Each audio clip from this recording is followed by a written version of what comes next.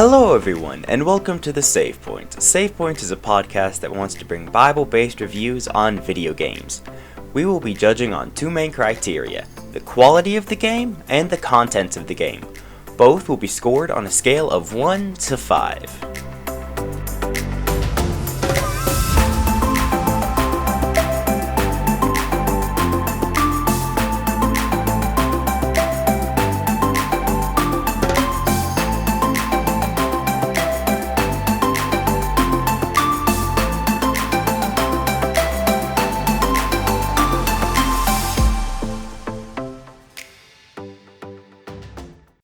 Today's video game is none other than Star Wars Jedi Fallen Order. This is one of my favorite video games of all time, and is one of the big reasons I haven't uploaded in so long. Anyway, let's hop into it. Jedi Fallen Order is what's called a Souls-like game. This means that it has gameplay similar to a game series called Dark Souls. The Souls-like genre is a subgenre to the action role-playing game. A more well-known game in this style is Elden Ring. Now, if you have no idea how Souls-like is different, let me spell it out for you.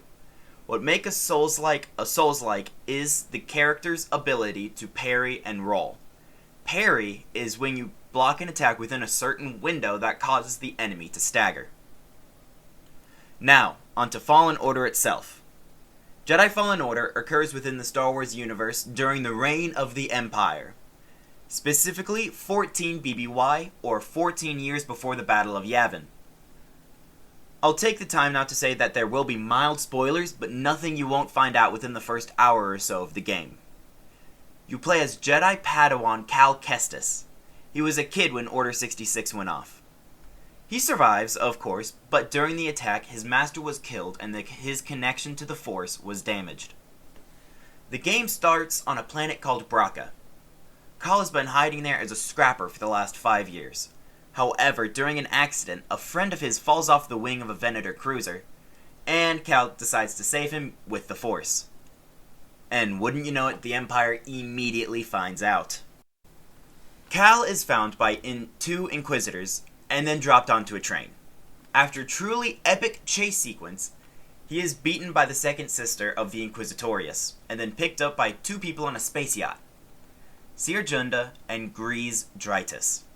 They take you to a planet called Bogano, where a Jedi Master sealed a vault with critical information to the rebuilding of the Jedi Order. An adorable droid called BD-1 finds you and guides you to the vault. The rest of the game revolves around unsealing the vault and healing Cal's connection to the Force. Now onto the gameplay and other aspects of Fallen Order. As previously mentioned, it is a Souls-like. This means that it has a third-person view, not a first-person, mind you. Fallen Order thrives when it's paired with a controller. The main weapon is, of course, a lightsaber. You use it in tandem with a variety of Force abilities such as slow, push, or pull. You can strengthen all of these weapons and abilities in a branching skill tree which has 3 categories: survival, force, and lightsaber. By the end of the tree, Cal is a powerhouse of a Jedi.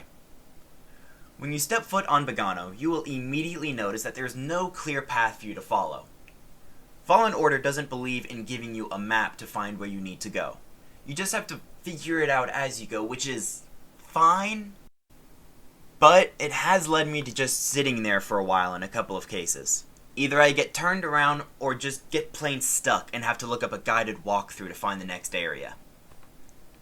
Which I will say, there is no shame in getting help for a game if it's giving you trouble. Games are meant to be fun. So, if you get stuck in a single-player game, no harm, no foul, just looking up how to get out. Anyway, that's enough of that. One of the most controversial parts of Jedi Fallen Order is the customization. Many people feel like the options to customize Cal leave a lot to be desired. The options include changing your clothes or poncho, BD-1's paint job, the space yacht's paint job, or the mantis, and your lightsaber. On my first playthrough, I had so much fun customizing the lightsaber. You can customize the emitter, the switch, and the sleeve of the hilt, all of which are different sections that you can find throughout the landscape. You can also customize the color of the blade later on in the game. And after you beat the game, you have the option to start what's called New Journey Plus, which is where you get to replay the game but with all of the cosmetics you've already unlocked during previous playthroughs. They are already available to you at the start of the game. It also unlocks a red blade color, which is so much fun. I would be doing Fallen Order a misservice if I do not mention the music. Oh my goodness, the music is so good. It is a classic Star Wars music with all of the energy and the orchestra that just feels like John Williams. It teleports you back to old memories watching the fight scenes in the movies. The rest of the sound design is equally amazing. Cal's lightsaber is crisp, it sounds incredible, and the creatures with the environment is so Star Wars. The voice actors do an incredible job acting for this game.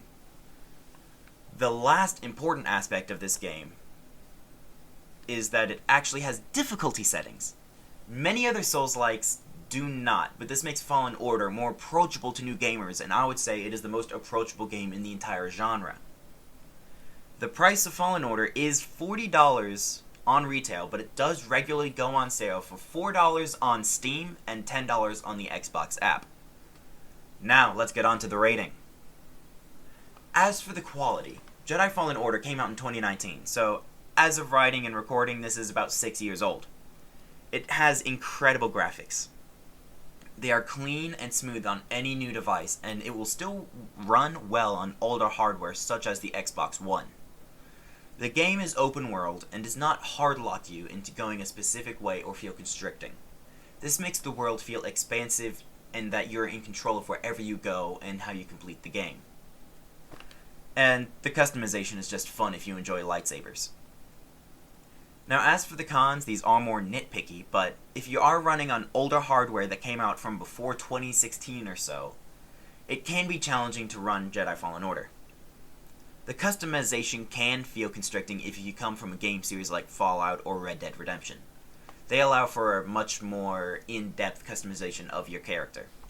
But overall, the quality of this game is just a 5 out of 5. It is one of the best Star Wars games I've ever played. As for the content, Jedi Fallen Order, like a lot of Star Wars media, does showcase the power of forgiveness and redemption throughout the game. It also shows the importance of talking before fighting. This comes into prevalence throughout the game as well. As for the cons, Jedi Fallen Order is a Star Wars game where you're playing as a Jedi. This does entail the Force, which is space magic, and meditation, which is more in the style of Eastern religions, which has to do with Star Wars as general and not just this game. You also have a lightsaber, so when you're fighting any non-human enemies, you do just slash them and dice them. But, as I said, no human dismemberment. For content, this gives it a score of 2 out of 5. The overall score, I would put a 3.5 out of 5. As for my personal thoughts, Jedi Fallen Order is one of my favorite games of all time. It is the first time I played a game with a really fun story that has more of a role-playing aspect than many others. And it's Star Wars. I love it. I felt like a Jedi while smacking around stormtroopers. Just a lovely game overall. Well, that about sums up this episode of The Save Point. I hope you all have enjoyed this episode and found its contents helpful. The Discord link is in the description. Thank you all for listening, and may the Lord bless you and give you peace.